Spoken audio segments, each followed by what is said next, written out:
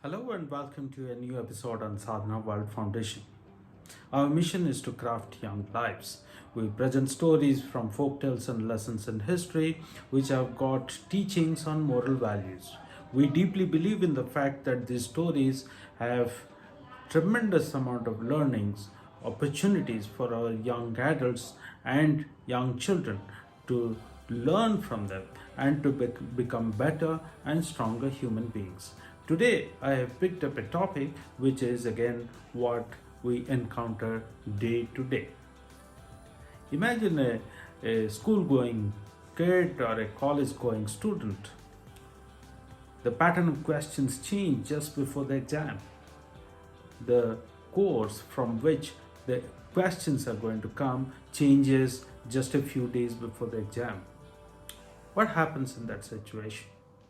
Or think of somebody who's working in a factory or in an office where the boss suddenly changes the rules of the game.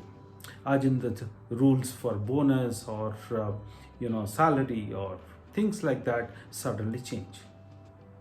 I have seen in my life that there are people who ask for salary raises, say 10%, and they get 10%. They go away immediately happy when they get a 10% hike. But after 2 days, they come back and say that, hey, I'm not happy about it because I am feeling that I got cheated because someone else has got 20%. These kind of situations we face day to day. We go shopping thinking that we will buy something at a particular price, but we reach the shop and we don't get that item or the price has changed. What do you do in all these situations? Some of us feel disappointed, some of us feel dejected, frustrated, angry. Some of us could actually feel happy about it because the change could be a good change.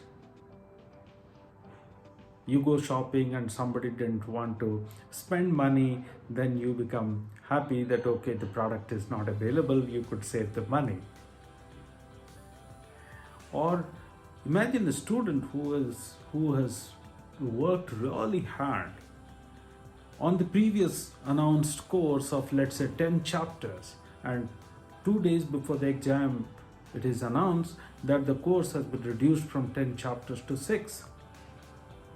Then the student feels very disappointed, angry, frustrated that, oh my God, so much of my efforts have gone down the drain because they are now waste.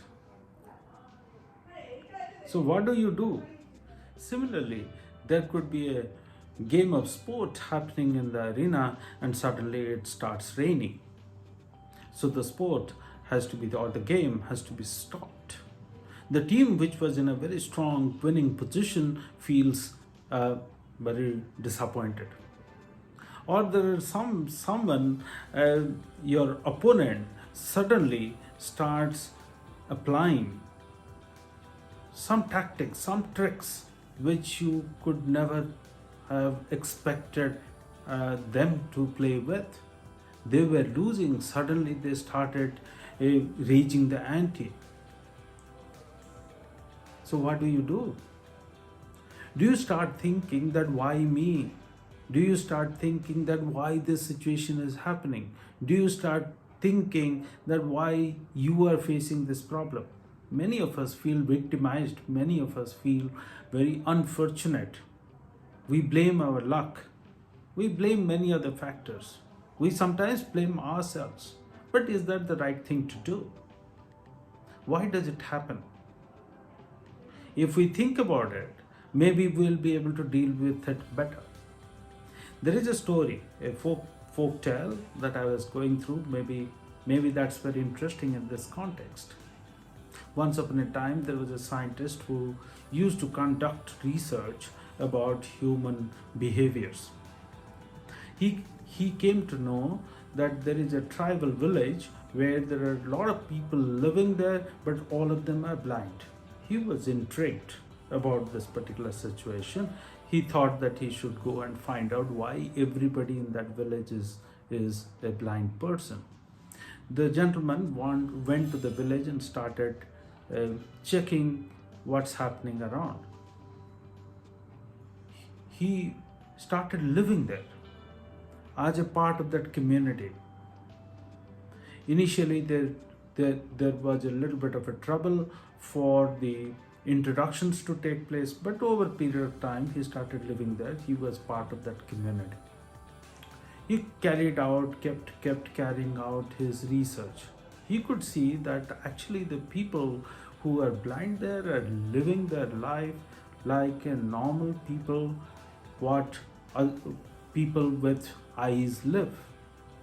They have figured out their own ways of going to the jungle, collecting water, carrying out their day-to-day activities, plucking fruits, vegetables, plucking whatever they need from the jungle. They were growing stuff. They were able to plant saplings and grow their own crops. This scientist was amazed. He started liking this life. He stayed there. He carried on with his research. Over a period of time, he could figure out that there is a certain kind of an insect there in that village, and that those insects are living in everybody's home in that area, who are stinging the newborn babies when they are born, and the babies are losing their eyesight. He could conclude that this is happening over generations, and that's how everybody in that village has turned blind. But he was very interested to know that even if people are blind who do not know that they are blind, are able to continue leading their life without any difficulty. He started liking a woman in that village and wanted to marry her. So he went to the woman, he went to the head of the tribe and expressed his desire of marrying this woman. The head of the tribe was already suspecting that this person is a little different from who they are, because this person would speak about colors, would speak about stars in the sky, would speak about the sun in the sky, the moon in the sky, while they don't know what is sun, moon, stars and colors, because they have never seen this. So they could see that this person knows something which they don't know. So the head of the tribe sat down with this person and started interviewing this person. Then the scientist had to disclose that he is a scientist and he has come into that village to study why the people are blind. Then the scientist presented his findings to the head of the tribe and said that he could turn the situation around. He could get a team of scientists and doctors and other people from the nearby city where he is from, and can cure everybody of the blindness and could protect the newborn children from turning blind in future.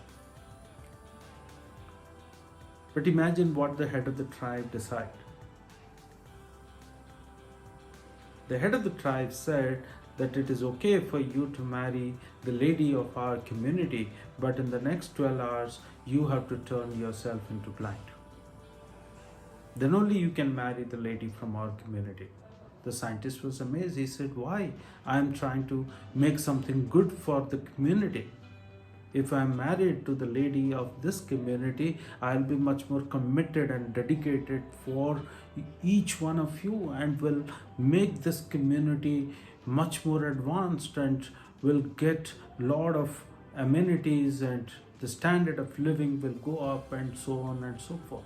But the head of the tribe was very clear that we are happy who we are happy about our own lifestyle. We don't want to see the sun and the moon and the sky and the different colors. We are happy. If you want to marry someone from our community, you have to lead the life the way we lead our lives. I don't care about what science research, what amenities are there outside. So this scientist thought for a while, and he left the village, of course, and started thinking about it. Why does this happen? The teaching is very clear, isn't it? Teaching is very clear. We all resist. We all resist changes, even if the change is a positive change. I think if we dip into the scriptures, dip into various stories of history, we will know that the people who could really accept the change quickly were the people who could make a lot of progress in their lives. The people who were feeling frustrated, angry, were caught up in their own world, like this tribe was caught up in their own world. Then one feels frustrated, angry, disappointed, wants to keep the changes at bay. So, ladies and gentlemen, the lesson is extremely deep and intense. Every day of our lives, we encounter situations which we cannot control. The situations which we can control are how we look at the change happening around us. When the syllabus is changing, when the pattern of questions are changing, when the targets are changing, when the strategy is changing, then do we resist with it, resist all these changes, or we say that okay, these changes are happening, like the seasons change, the night turns into day and day turns back into night. Sometimes it will rain, sometimes it will be cold, sometimes it will be warm. I cannot make any changes about the environment. Sometimes it will rain and the game has to stop. Sometimes we will lose, sometimes we will win. But if the opponent is suddenly applying an innovative game plan, then do I start thinking about how to counter it, or I start thinking about why is this happening? Of course, the answer is clear, that I need to immediately accept and counter and maybe innovatively come up with a solution.